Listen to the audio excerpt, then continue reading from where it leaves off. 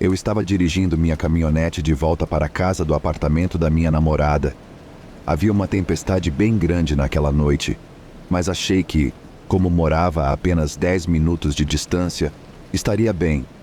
Teria ficado na casa dela, mas tinha que trabalhar cedo no dia seguinte, e todas as minhas roupas de trabalho estavam na minha casa. Estava escuro e a energia havia acabado. Dirigir na completa escuridão com apenas os faróis para iluminar o caminho não é a sensação mais confortável. A chuva batia tão forte no meu para-brisa que meus limpadores de para-brisa não conseguiam ir rápido o suficiente para eu conseguir ver à minha frente. Era como dirigir às cegas, mas eu tinha vivido naquela cidade minha vida inteira, então sabia para onde ir. Era como uma memória muscular sobre onde virar e quanto tempo dirigir na rua. Virei na estrada onde ficava minha casa e quase imediatamente pude perceber que algo não estava certo. Era como se minha caminhonete estivesse quase flutuando. Senti molhado nos meus pés e as luzes começaram a piscar dentro da caminhonete. Estava entrando água. Pelos faróis, pude ver a água ficando cada vez mais alta do lado de fora da minha caminhonete. A água entrou mais rápido e a caminhonete estava afundando nela. A correnteza estava levando minha caminhonete mais para dentro e não havia nada que eu pudesse fazer. Tirei o cinto de segurança e tentei abrir a porta do lado, mas ela não se mexia. A água estava nos meus joelhos agora e eu respirava fundo. Meu pai sempre me disse para não entrar em pânico em uma situação assustadora, porque entrar em pânico não salvará sua vida. Eu tinha uma lanterna à prova d'água no porta-luvas e tirei ela. Liguei e olhei em volta por qualquer coisa com a qual pudesse quebrar a janela. O carro havia desligado completamente até então, e as janelas elétricas não eram uma opção. Eu havia limpado a caminhonete no dia anterior e, infelizmente, isso significava tirar todas as minhas ferramentas para poder organizar minha caixa. Eu só tinha meu suéter, a pequena lanterna e um canivete à minha disposição. Liguei para a emergência e fui recebido por uma mensagem gravada dizendo que todos os atendentes estavam ocupados com chamadas e me atenderiam o mais rápido possível. Foi quando comecei a entrar em pânico. Eu precisava de ajuda e parecia que não ia conseguir nenhuma. A água estava agora no meu umbigo quando decidi me agachar no banco e tentar manter minha cabeça acima da água pelo maior tempo possível. A água parecia estar entrando principalmente pela porta do motorista. Então peguei meu suéter e tentei tapar o vazamento, mas não funcionou. Mas eu estava desesperado e disposto a tentar qualquer coisa. Fiquei em espera por 7 minutos antes de finalmente ser atendido. Contei o que estava acontecendo e eles foram bem diretos ao me dizer que eu não era a única pessoa naquela situação de inundação e que levaria pelo menos meia hora para que pudessem me ajudar. Continuei dizendo que sentia que não tinha 30 minutos, mas ele me disse que não havia mais nada que pudesse fazer. Pedi se ele ficaria no telefone comigo, mas ele disse que, devido à demanda por serviços de emergência durante a tempestade, precisavam de tantos atendentes quanto possível, e se a situação piorasse, eu poderia ligar de volta. Desliguei com o atendente e já sabia que isso não seria uma opção se a situação piorasse. Eu não teria 7 minutos para esperar em espera para contar a alguém sobre isso. Eu estaria morto. A água continuava subindo e meu coração batia mais rápido. Eu estava com medo e confuso sobre por que não estava recebendo ajuda. Minha mãe e meu pai também não atendiam os telefones. Abri o aplicativo de gravação de voz e comecei a gravar minhas despedidas para minha família. Eu não tinha certeza se eles receberiam, mas era melhor do que nada, e de alguma forma acalmava meus nervos. Era como se eu estivesse falando com eles sem literalmente falar com eles. Mas algo sobre isso era meio terapêutico no momento. Apenas 10 minutos depois que desliguei com a emergência, a água começou a chegar ao meu peito. Eu tinha certeza de que ia morrer quando apenas um pé do carro tinha espaço para ar. Comecei a orar a Deus para, por favor, não me deixar morrer, mas, se eu morresse, me deixar entrar no céu. Eu não tinha sido muito religioso na minha vida adulta até aquele momento exato, mas acho que é assim que geralmente acontece. Você percebe sua verdadeira crença em Deus quando realmente precisa deles. De qualquer forma, passaram mais 5 minutos e a água estava no meu pescoço. Eu estava com a bochecha pressionada contra o teto e não pude evitar chorar. Eu estava começando a perder a esperança. Ninguém estava vindo por mim. Eu só conseguia respirar pelo nariz quando ouvi o som de um motor nas proximidades. Eu não achava que eles sequer notariam minha caminhonete. Então comecei a gritar e piscar minha lanterna para chamar a atenção deles. E senti esse alívio quando ouvi um barco parar ao lado da minha caminhonete. Eu iluminei com a lanterna e vi alguém pular na água ao lado da janela do motorista. Ele tinha um quebrador de janela com ele e a quebrou na primeira tentativa. Ele estendeu a mão para dentro da caminhonete, segurou minha camisa e eu respirei fundo enquanto ele me puxava para fora da caminhonete pela janela. Eles me colocaram a bordo do barco e comecei a agradecê-los profundamente por salvar minha vida, enquanto respirava profundamente o ar, que minutos antes achei que estava prestes a acabar.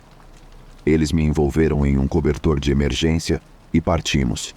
Ajudamos algumas outras pessoas a sair dos carros antes de chegar a uma área onde a polícia e os bombeiros estavam esperando. Fui levado ao hospital, mas não havia nada de errado comigo, graças a Deus. Felizmente, ninguém morreu durante aquela tempestade, embora eu saiba que cheguei muito perto de ser a única fatalidade. Eu me senti tão falho pelos serviços de emergência da minha cidade e descobri naquela noite que as pessoas que me salvaram nem eram oficiais. Eram apenas bons samaritanos que ouviram que pessoas estavam em apuros e sabiam que tinham que ajudar. Por meses após o incidente, tive pesadelos com afogamento.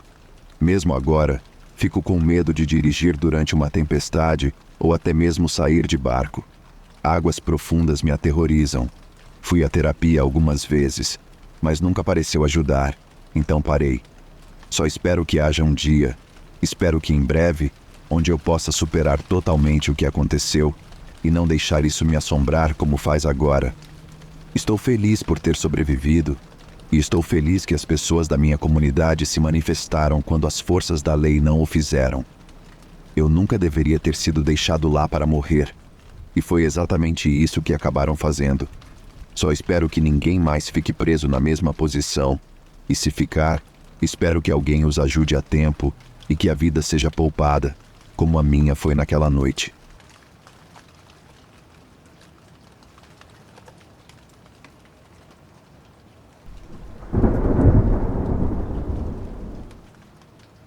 Há 2 anos, quando minha filha autista tinha dificuldade para dormir à noite, ela tinha 1 ano e meio na época, eu a colocava na cadeirinha do carro e a levava para dar uma volta. Era uma das poucas maneiras de ela adormecer profundamente, e eu morava com meus pais em um bairro agradável. Então, numa noite, estou dirigindo e minha menina finalmente adormeceu. Eram cerca de 9 da noite nesse ponto. Eu estava com fome e queria deixá-la cair em um sono mais profundo para poder movê-la. Peguei algo para comer em um drive-thru e estacionei em uma rua lateral ao lado do restaurante para comer. Estava terminando de comer e olhando para trás para verificar minha filha quando, de repente, esses faróis super brilhantes aparecem atrás de mim, um pouco perto demais. Faço um gesto de desculpas. Nenhuma das minhas janelas é escurecida e eu dirigia um Jeep Compass. Então a janela traseira era grande o suficiente para eles me verem. Supondo que quem quer que seja está tentando estacionar na casa em frente à qual estou. Então, saio e começo a descer a rua. E uma vez que chego ao final do quarteirão e viro a esquina, vejo os faróis novamente. Nada demais. Esta é uma rua lateral semi-movimentada, então as pessoas cortam caminho por aqui o tempo todo. Só que essa pessoa está grudada na minha traseira, como se eu não estivesse indo rápido o suficiente, e eu fico irritada e mudo de faixa para sair do caminho. Quase assim que faço isso, eles me seguem. Nesse ponto, percebo que o carro é o mesmo sedã que parou atrás de mim na rua anterior. Mas agora estão tão perto que não consigo ver a marca do carro e os faróis altos estão acesos, então não consigo ver nada atrás de mim. Me amaldiçoo por não ter prestado mais atenção ao carro antes. Não queria parecer paranoica, Então tomei algumas ruas laterais desnecessárias e passei pelo meu bairro, só para essa pessoa continuar me seguindo, virando nas mesmas esquinas e trocando de faixa junto comigo. Então entrei em pânico e liguei para meu pai. Sei que deveria ter chamado a polícia, mas eu tinha 21 anos e fiz a primeira coisa que pensei. Ele estava no trabalho, a 30 minutos de distância. Ele tem uma recepção terrível e decide me ligar de volta no telefone fixo do trabalho e está no celular com o departamento do xerife do nosso bairro, que me diz para dirigir até a delegacia. Já se passaram quase 40 minutos, desde que a pessoa começou a me seguir e continuava se aproximando mais e mais. Estou furando sinais e desviando na estrada a essa altura, apenas tentando chamar a atenção de alguém. Então dirijo até a delegacia e não há ninguém lá. Nenhum carro, nenhuma viatura, ninguém no escritório do departamento, nem mesmo carros no pequeno estacionamento. E eles querem que eu entre no estacionamento e espere por um policial. Estou sozinha. Minha filha de 1 ano agora está resmungando no banco de trás e há apenas uma entrada e saída no estacionamento. Passo direto pela delegacia e digo ao meu pai para dizer ao oficial no telefone para esquecer, porque não havia ninguém lá. Vejo um carro do xerife no semáforo à frente e começo a buzinar e piscar os faróis enquanto ele atravessa o cruzamento para o qual estou dirigindo. E ele ou perde o que estou fazendo ou ignora. Já se passou um pouco mais de 1 hora e a pessoa bateu na traseira do meu carro 4 vezes. Eventualmente, vi outro carro do xerife e simplesmente buzinei sem parar e acho que ele entendeu, porque fez um retorno e veio em nossa direção. Quando fez isso, o carro atrás de mim desapareceu no shopping do outro lado da rua e o policial seguiu. Fui instruída a voltar para a delegacia e esperar. Então fui, e eventualmente esperei tanto que entrei, trancando a porta do carro 3 vezes porque estava apavorada. O escritório não tinha ninguém, exceto um telefone de emergência na mesa, que apenas me conectava a outros ramais. Para encerrar a história, me fizeram sentir louca e disseram que nunca encontraram o carro, que tudo o que podiam fazer era pegar uma declaração, já que tecnicamente nada aconteceu. E ele se ofereceu para me seguir e minha filha até em casa, apenas para ir embora assim que estacionei, enquanto eu ficava para levar minha filha adormecida para dentro, tremendo tanto que não conseguia destrancar a porta. Corri escada acima para o quarto da minha mãe. Ela estava sob medicação para dor após um procedimento cirúrgico, então estava dormindo. Acordei-a balançando, chorando e contando o que aconteceu. Demorei 2 dias para conseguir dormir à noite novamente, e até hoje me recuso a fazer passeios noturnos com minha filha.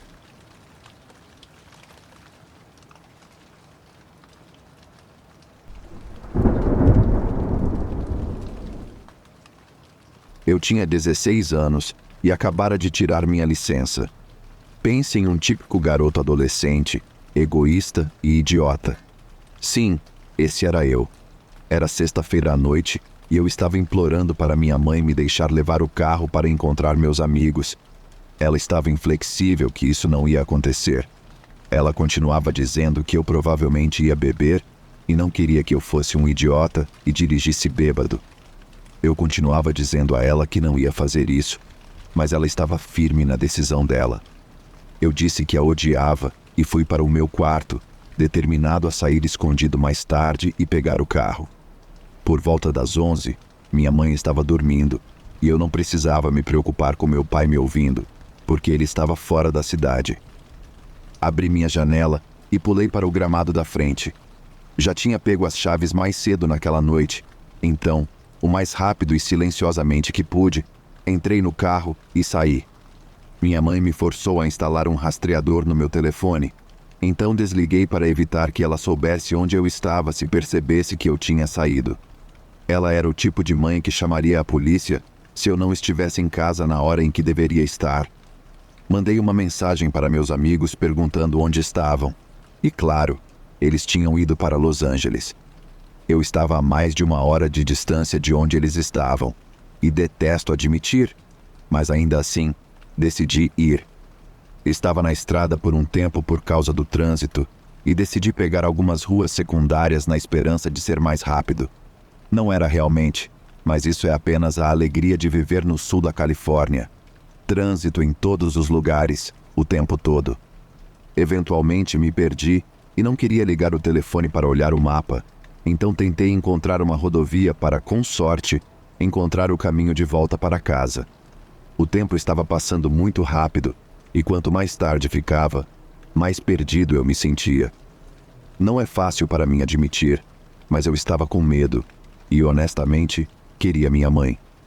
Estava passando por ruas laterais, becos e por alguns bairros que não pareciam muito seguros, sem realmente pensar no meu próprio bem-estar. Virei em uma outra rua estreita e fiquei chocado ao ver uma caminhonete bloqueando o caminho. Estava estacionada de lado, como se fosse de propósito. Tentei dar ré, mas fui recebido por um homem agora apontando uma arma para o meu rosto, batendo na minha janela. Comecei a suar e não sabia o que fazer, então fiz o que me disseram. Ele mandou eu abrir a porta e sair, então fiz isso. Ele me puxou para fora do carro e me empurrou para o chão. Outro cara correu até mim e começou a me chutar com tanta força que achei que meu estômago ia se rasgar com a força de cada golpe. Eu implorava para eles pararem e gritava por ajuda. Alguns outros caras ficaram ao redor assistindo, enquanto ele continuava a me espancar. Eu estava ali, completamente indefeso. Tudo o que queria enquanto estava deitado naquele chão era que meu pai viesse e me salvasse. Sabia que isso era impossível, mas a ideia de ver meus pais novamente me deu algum tipo de esperança de sair vivo dali.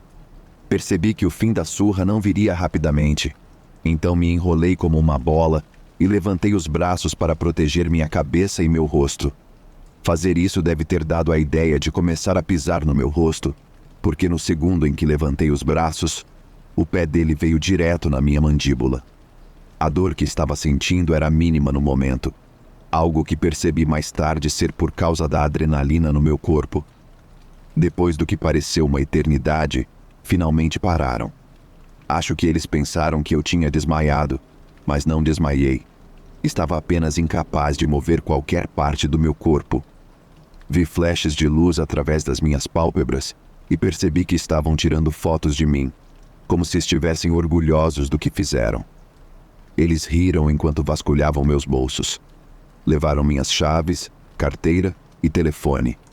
E eu só conseguia pensar no quanto desejava ter ouvido minha mãe e ficado em casa. Lembro-me de estar deitado lá enquanto a dor começava a surgir. Minha mandíbula doía mais. Parecia que estava quebrada. Consegui abrir os olhos e, na luz fraca, vi todo o sangue espalhado ao redor do meu corpo no asfalto. Tentei me levantar, mas a dor era demais.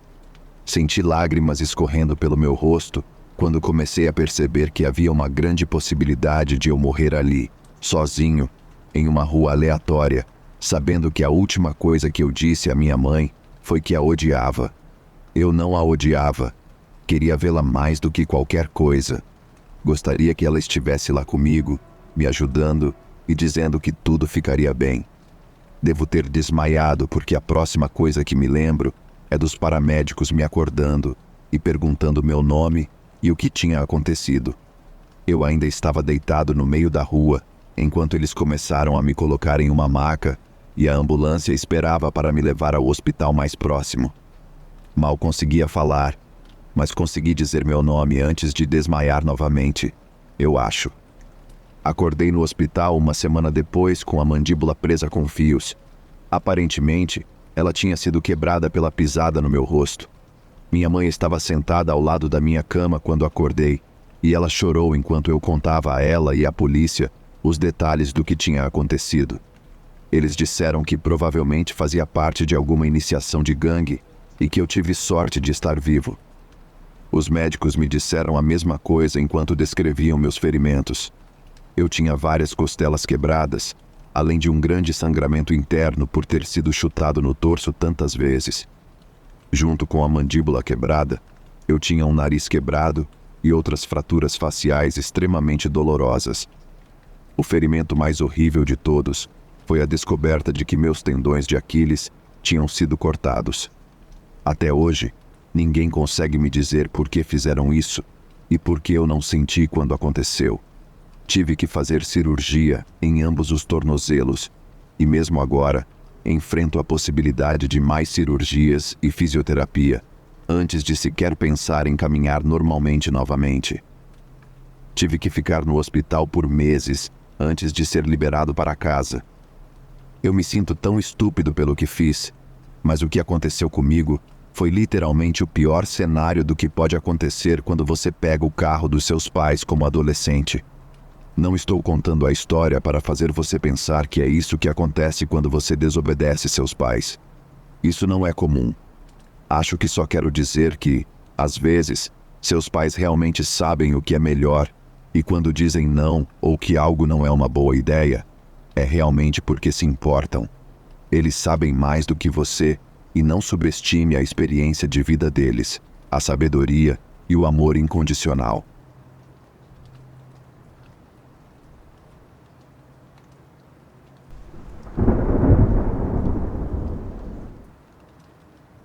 Eu sou mãe solteira. Sei que muita gente vai revirar os olhos ao ler isso, mas é importante para a história, então não julgue tão rápido. A história que estou prestes a contar aconteceu quando eu tinha quase 40 anos e minhas duas filhas tinham 14 e 16 anos. Eu tinha acabado de sair de uma batalha intensa pela custódia com o pai delas, mas felizmente consegui a custódia total devido ao vício dele em drogas e a situação financeira complicada. Minhas meninas e eu estávamos tão animadas por nos mudar para outro estado, longe de todo o drama que a batalha pela custódia tinha causado. Houve muita divisão e acusações, até mesmo envolvendo minhas filhas, que decidimos que sair de um ambiente tão tóxico era a melhor ideia para nós. Era começo de junho e o clima começava a esquentar. Tínhamos acabado de empacotar as últimas caixas na nossa casa e decidimos partir alguns dias antes do caminhão de mudanças, porque queríamos nos acomodar na nova casa antes que todos os nossos pertences chegassem. Mesmo que não tivéssemos móveis por alguns dias, estávamos bem com isso. Nos despedimos da nossa antiga casa, o que foi uma coisa muito emocional para nós, e partimos. Estávamos pegando a rota mais rápida e, segundo o Google, levaria apenas alguns dias para chegarmos à nova casa. Tínhamos a ideia de ficar em um hotel por uma noite no caminho, e isso era super empolgante para nós. Minhas filhas adoram ficar em hotéis, como a maioria das crianças, e eu adoro vê-las felizes. Depois de horas dirigindo, era fim de tarde e estávamos prontas para sair do carro e encontrar um quarto para ficar. Verifiquei todos os hotéis na área, todos os aplicativos, e não havia nada disponível. Literalmente, nenhum quarto estava livre em nenhuma das cidades próximas pelos próximos 3 dias. Liguei para vários lugares e, aparentemente, havia um grande torneio de futebol infantil na cidade, um dos maiores do país. Decidimos continuar dirigindo até encontrar algo, mas, em vez disso, encontramos um trecho de estrada com muitos postos de descanso, mas nenhum hotel. Paramos em um posto de gasolina para abastecer e notei alguns motociclistas no estacionamento. Enquanto esperava na bomba, notei que um dos homens estava olhando para o banco de trás do meu carro, claramente olhando para minhas filhas que estavam dormindo. Senti um tipo de calafrio percorrer minha espinha e imediatamente tive aquele pressentimento de que precisava tirá-las dali. Simplesmente não parecia uma boa posição para estar. Uma mãe jovem sozinha com suas filhas adolescentes. Nada bom. Nem esperei o combustível terminar de ser bombeado. Tirei a mangueira, fechei o tanque de gasolina, voltei para o carro o mais discretamente possível e voltei para a estrada. Fiquei de olho para ver se estavam nos seguindo, mas não estavam, e pensei que talvez eu tivesse sido um pouco paranoica, então parei de pensar nisso. As meninas e eu decidimos parar em um posto de descanso que parecia seguro o suficiente porque, na hora em que paramos, havia muitos outros veículos e pessoas ao redor. Fiz minhas filhas cobrirem as janelas traseiras com os cobertores que trouxemos e todas adormecemos por volta das 8. Eu pretendia dormir apenas algumas horas antes de seguir viagem novamente, mas esqueci de configurar um alarme. Em vez disso, Fui acordada pelo barulho alto de uma motocicleta se aproximando do carro. Não sei se é por ser mãe, mas qualquer som que ouço me faz acordar em segundos quando minhas filhas estão por perto. Sentei-me e olhei pela janela e fiquei aterrorizada ao ver os mesmos homens do posto de gasolina a apenas alguns lugares de estacionamento de distância. E eles não estavam sozinhos. Havia pelo menos 25 a 30 deles agora. Eu estava quase certa de que eles não nos tinham visto, então decidi não acordar as meninas. Não queria assustá-las. Liguei o carro e acendi os faróis, mas por mais que tentasse sair dali sem ser notada, isso simplesmente não ia acontecer. Algo no universo queria que aqueles motociclistas vissem meu carro e o reconhecessem rapidamente. E no segundo em que acendi os faróis, todas as cabeças se viraram e olharam diretamente para nós. Eu esperava que os homens do posto de gasolina não percebessem que tinham nos visto mais cedo, mas claro, não foi o caso. Ouvi um deles gritar para os amigos que nos conheciam e que havia algumas gatas no banco de trás. Fiquei imediatamente aterrorizada, mas também revirei os olhos, porque quem é que diz isso? Especialmente sobre duas adolescentes que eram claramente menores de idade. Mas então, novamente, eles não pareciam o tipo de pessoas que se importariam com esse tipo de coisa. Eu realmente pensei que se eu apenas dirigisse embora, seria como da última vez, onde eles não seguiriam. Mas agora, eles foram rápidos em seguir logo atrás. Acordei as meninas e gostaria de poder ser uma daquelas mães que adoçam as coisas para poupar seus filhos de ficarem com medo. Mas não havia como fazer isso com o que estava acontecendo. Disse a elas que estávamos sendo seguidas por alguns homens assustadores e que deviam ficar abaixadas onde ninguém pudesse vê-las e manter os cobertores nas janelas. Elas começaram a surtar e a chorar, e eu entendi. Enquanto eu acelerava pela estrada, esses motociclistas ficavam mais agressivos. Começaram a jogar coisas no meu carro e a fazer manobras bruscas tentando nos tirar da estrada. Eu estava tentando ao máximo manter a calma por fora, para não assustar ainda mais as meninas do que já estavam. Mas por dentro, estava tendo um ataque de pânico total. Eu sabia que minha principal prioridade tinha que ser manter o controle do meu carro. Ficou claro que, se algo acontecesse e eles conseguissem nos tirar da estrada, nada de bom sairia disso. Eles começaram a gritar para eu parar e que só queriam conversar. Continuei olhando para a frente, pelo para-brisa, e nem mesmo os reconheci, e eles não gostaram disso. Começaram a me xingar, exigindo que eu abaixasse a janela. Eu abaixei cerca de 1 centímetro para tentar implorar que parassem e nos deixassem em paz, mas não havia como eles me ouvirem. Dirigimos assim por pelo menos 5 milhas antes de entrar na próxima cidade, e já eram 2 da manhã quando finalmente tomei juízo e disse à minha filha mais velha para ligar para a polícia. Entre lágrimas, ela contou a eles o que estava acontecendo. Não sei o que disseram a ela, mas ela disse que estavam vindo. Infelizmente, não era rápido o suficiente. Senti algo bater na lateral do carro e, em segundos, estávamos fora da estrada e indo em direção a uma árvore. Pisei no freio o mais forte que pude e o carro parou de forma muito violenta. Estávamos todas bem, mas comecei a me perguntar por quanto tempo. Os motociclistas nos cercaram e começaram a bater nas janelas e puxar as maçanetas das portas enquanto o carro tremia. As meninas estavam gritando a plenos pulmões e implorando para eu fazer eles irem embora, mas não havia muito que eu pudesse fazer. Rezei a Deus para que saíssemos dali, e graças a Deus ele atendeu minhas orações. Ouvimos sirenes à distância e vimos os homens subindo rapidamente em suas motos e fugindo. Nós nos abraçamos e choramos até que os policiais estavam nas portas do carro. Tivemos que sair e explicar tudo. Eles tentaram entrar em contato com os motociclistas naquela área, mas não conseguiram rastreá-los especificamente, pelo menos. Até hoje, ainda fico aterrorizada toda vez que vejo um grupo de motociclistas. Minhas filhas estão mais velhas agora, com filhos próprios, e meu maior conselho para elas é sempre carregar proteção. Você nunca sabe quando vai se encontrar em uma situação tão psicótica como aquela.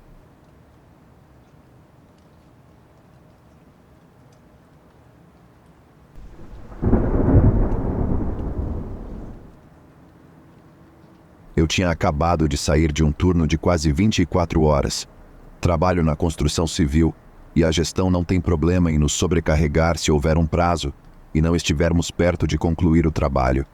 Recebíamos horas extras, então muitos de nós ficávamos bem com isso. Eu estava dirigindo de volta para a casa dos canteiros de obras e, como era perto das 3 da manhã, não havia muitos outros carros na estrada. Tenho que admitir que estava muito cansado para realmente dirigir. Já estava acordado há quase 40 horas no total, e sim, estava sendo imprudente, mas queria muito chegar em casa e dormir. Eu estava cochilando algumas vezes durante a viagem para casa, mas fui imediatamente despertado pela visão de uma jovem sentada sozinha na beira da estrada. Passei por ela no começo, mas meu instinto me disse para dar meia volta e ver se ela precisava de ajuda. Parei ao lado dela e ela olhou para mim. Ela não poderia ter mais do que 7 ou 8 anos de idade. Perguntei o que estava errado ou se ela precisava de ajuda, mas ela não disse nada. Eu me senti mal em deixá-la ali, então abri a porta do carro e disse para ela entrar, garantindo que não iria machucá-la. Ela hesitou um pouco no começo, mas acabou entrando. Planejava levá-la para a delegacia mais próxima para que pudessem, com sorte, descobrir quem ela era e devolvê-la à sua família. Tentei várias vezes fazer com que ela me dissesse algo sobre si mesma, mas ela não dizia nada e, em vez disso, continuava a me encarar. Seus olhos estavam fixos em mim o tempo todo. Dirigimos em silêncio por mais 10 minutos quando vi outra criança sentada na beira da estrada. Achei que estava ficando louco. Não havia como isso estar acontecendo de novo. Parei e, desta vez, era um menino pequeno. E ele também não dizia nada, mas entrou no carro sem hesitar.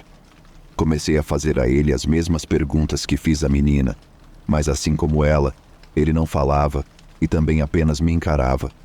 Comecei a ficar um pouco assustado e preocupado, achando que tinha me metido em algo muito, muito sério, mas sabia que tinha que ajudar essas crianças, não importa o que acontecesse. Comecei a pensar no que poderia ser. Será que foram sequestrados e depois abandonados na beira da estrada? Era algum tipo de situação de tráfico? Estavam perdidos? Eu não fazia ideia. Mais 15 minutos se passaram e aconteceu de novo. Só que desta vez havia uma cadeirinha de bebê na beira da estrada. Parei e saí do carro, horrorizado e chocado ao ver um bebê dentro dela. Não consegui determinar a idade, mas parecia relativamente saudável. Ele olhava para mim e sabia que tinha que levá-lo ao posto policial comigo. Coloquei a cadeirinha no banco de trás do carro e liguei para a polícia assim que consegui sinal. Eles me instruíram a seguir para o hospital, que estava a alguns quilômetros de distância, e disseram que me encontrariam lá. Chegamos pouco depois da ligação e parei na frente. Peguei a cadeirinha e instruí as crianças a me seguirem para dentro, e elas fizeram isso sem dizer uma palavra ou causar alvoroço. Entrei e apenas a recepcionista estava lá. Contei a ela o que estava acontecendo, mas ela apenas me olhou confusa. Chamei as crianças para irem até ela, e elas apenas ficaram ao lado dela. Continuei pedindo ajuda, mas ela apenas olhava ao redor e não fazia nada. E eu não entendia por quê. Ela continuava me perguntando se eu estava bem, e eu não sabia por quê. Disse a ela que estava bem, mas que as crianças precisavam de ajuda, e que o bebê parecia estar com frio. Ela perguntou várias vezes de quais crianças eu estava falando, e não importava o quanto eu apontasse para elas, ou dissesse onde estavam, ela agia como se não soubesse do que eu estava falando.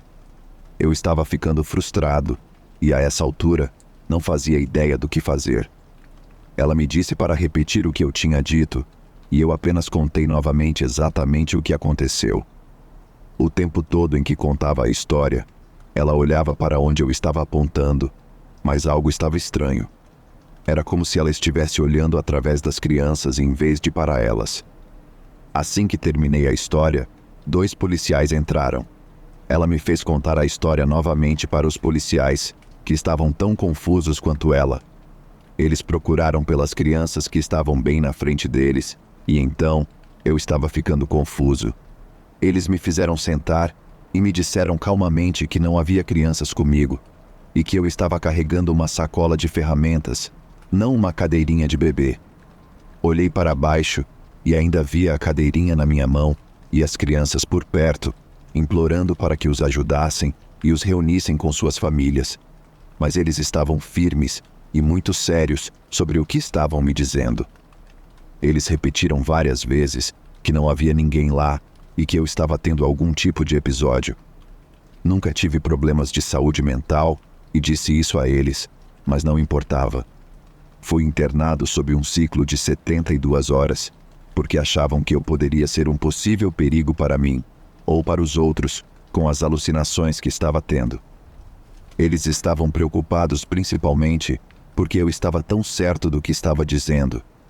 Achei que todos eles eram loucos e que eu era o único são. Nos dias seguintes, fizeram muitos testes e avaliações para tentar descobrir o que estava acontecendo comigo. A princípio, acharam que era por falta de sono. É comum as pessoas alucinarem por falta de sono, mas quando as alucinações continuaram mesmo após horas de sono, eles sabiam que havia algo mais errado. Eu estava com medo. Liguei para minha mãe, que veio e passou pela história médica da nossa família com os médicos, e após as 72 horas, decidi simplesmente ficar no hospital. Eu não entendia o que estava acontecendo, mas sabia que precisava de ajuda. Nas 2 semanas seguintes, antes do meu diagnóstico, as crianças me seguiam por toda parte. Elas me observavam dormir e me faziam companhia, mas ainda não falavam. No começo, elas me confortavam, como se eu não estivesse sozinho, mas eventualmente se tornaram um lembrete de que algo estava errado comigo e que eu não poderia viver minha vida até que descobrissem o que era. As alucinações pararam de ser meu único sintoma. Comecei a ter problemas de fala e não conseguia pensar direito, e foi isso que alertou os médicos de que poderia ser outra coisa. Eles fizeram exames, mas não viram nada. Fui informado de que, se o último exame de ressonância magnética que fariam durante aquela internação mostrasse nada, eu teria que sair e voltar em uma data posterior para mais exames que, com sorte, mostrariam algo. Eu sabia o que eles queriam dizer. Se eu tivesse algum tipo de tumor cerebral, não queria ter que esperar para que ele crescesse antes que pudessem fazer algo a respeito. Fizemos a ressonância magnética e, felizmente, um dos muitos médicos notou uma sombra. Eu tinha um tumor cerebral.